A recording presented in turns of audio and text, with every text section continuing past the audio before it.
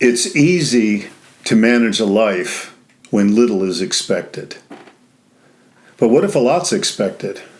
And more importantly, what do you expect from your life? And what are you willing to do to make that happen?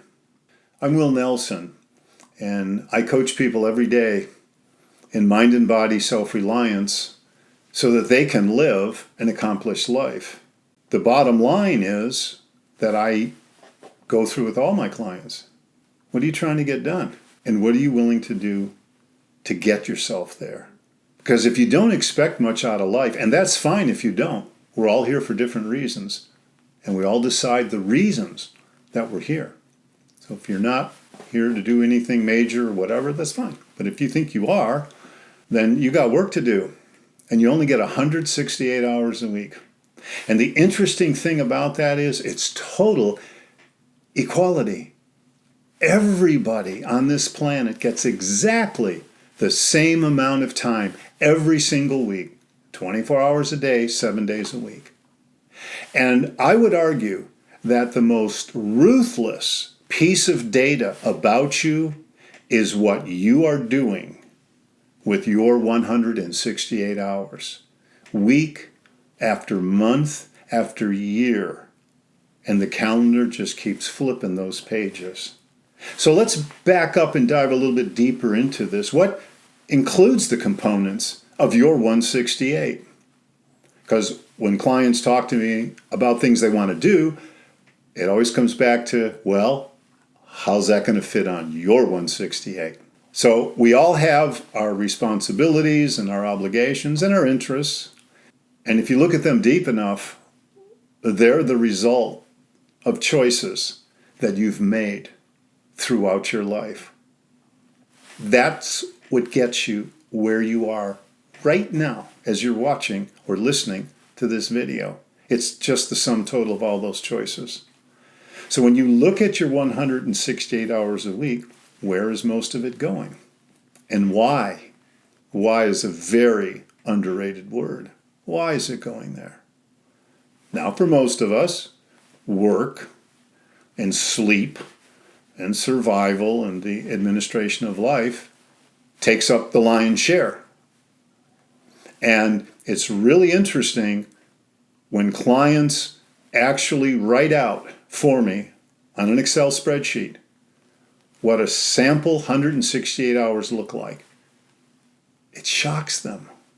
Because what they realize is, oh, I only have this much time for everything else. Yeah.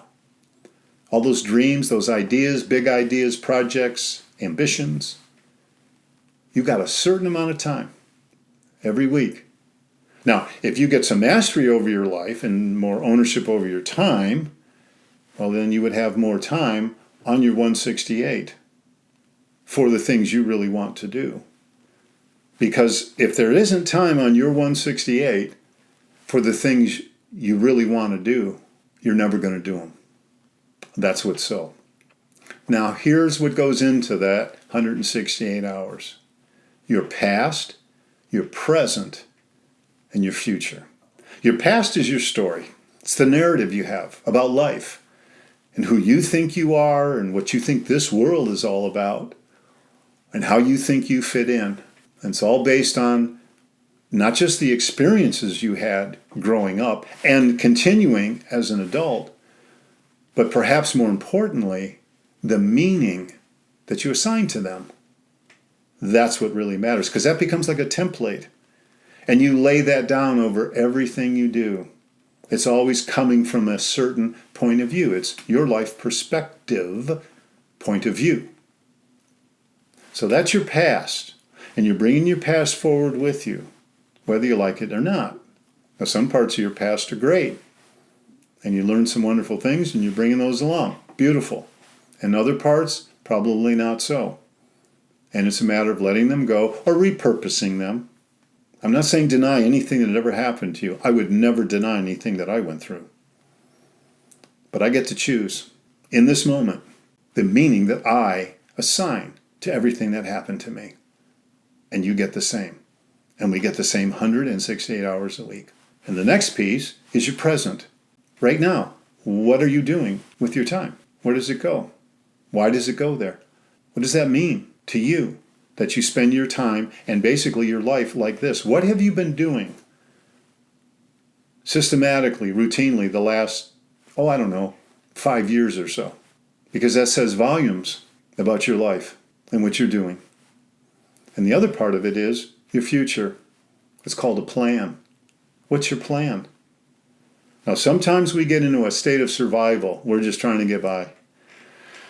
We're in a dead job, or we're financially burdened, or we're in an absolute relationship that is not working. Any number of things. And we go into kind of a survival mode, which is perhaps necessary at times. But gosh golly, we got to emerge out of that at some point.